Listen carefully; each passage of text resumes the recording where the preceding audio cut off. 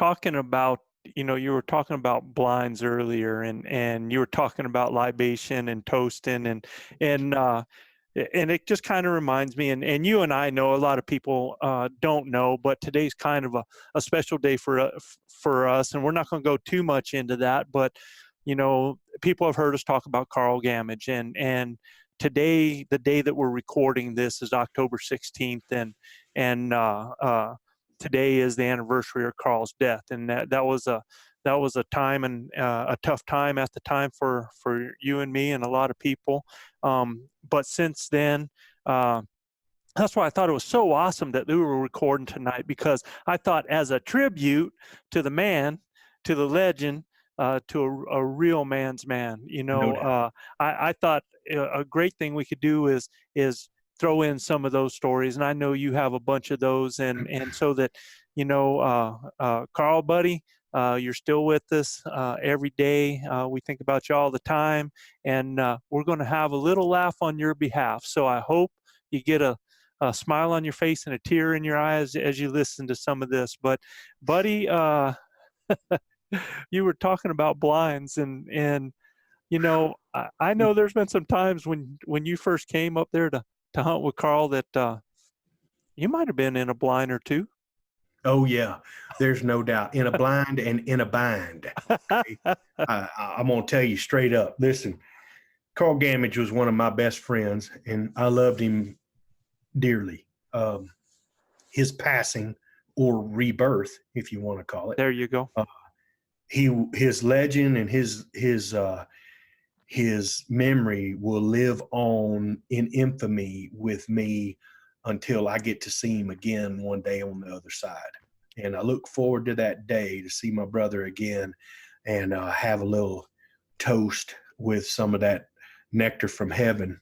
I don't know what it'll be, but I love that man like my own father and my brother. We were close, as close could be. I knew him for a little over 6 years, and this is the 5th year of his rebirth. I know he bust heaven wide open when he hit the pearly gates. God had a special place for that man, because I really truly believe that all of our war veterans have a special place at the right hand of God. They're special people. There you They go. paid the ultimate sacrifice for a lot of us, and he was a true American hero in my mind. And spending time with Carl Gamage was one thing that was so important to me. Number one, I loved the elk hunt, but I was fat as a hog. And and that's not no lie. Look, 335 pounds, fat as a hog. And he knew it, but he knew I loved to be there with him. So he set some blinds up just for guys like me that was too fat ass to walk around in the elk woods, and he didn't mind telling that you was too fat ass to walk around in the elk woods. But he told it straight up, and he was right. After the first day, I almost died. So the second day, we sat in the blind. And look, I got as close as I ever come to killing a bull the second day with him in that blind. And man, I'm going to tell you straight up, we sat there and listened. I listened to him fart in that blind about gag a maggot on a gut wagon. I ain't lying, boys. Let me tell you, that son gonna make your eyelashes fall out. And he would laugh and giggle and everything, because he had you dead to right you in that blind. You can't go nowhere, and then, he's got them old loud bottles, and he's drinking, water in there, and he's reading a book he always liked to read, and something about a cowboy, I'm sure. So we were sitting there, and, it's about 4:00, and the elk start coming down the mountain at about 5. Well, at 10 after 5, the elk woods lit up with a herd, sound like a herd of buffalo coming off that mountain, okay? When they came down off that daggum mountain, it sounded like a herd of buffalo, and they come right up to the blind. They came right into that triangle and came right up to the blind, and they're all around us. Yeah, you hear them calves and cows mewing, and then, a giant bull's behind us, and he's directly behind us. 18 yards, Joe.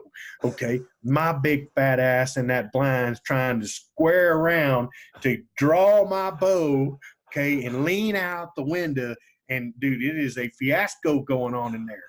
So get this. While I'm doing that, I catch a Charlie horse in my leg because I'm a fat ass, all right? I'm serious. And I'd been so depleted of water the day before, I probably sweat 30 pounds out and I just walked maybe a couple miles, but I'm telling you, I sweat like a dadgum, grizzly bear up there.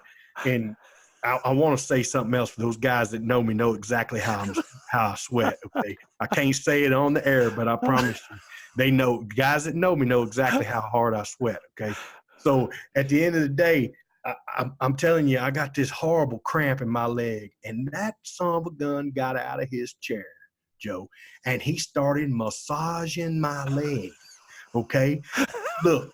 If anybody knew Carl Gamage a day in his life, knew that he wasn't touching nobody's damn leg, all right? I'm serious. But he started massaging. He's massaging my leg, man, trying to get that Charlie horse. I'm dying laughing. He's laughing.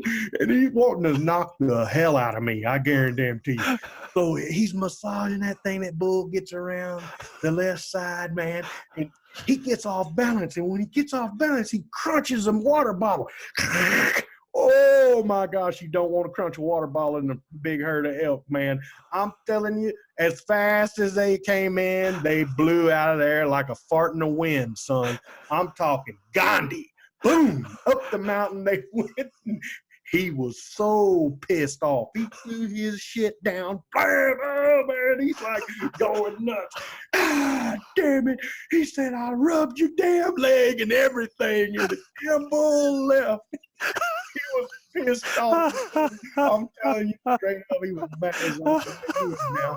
And I'll never forget that as long as I live.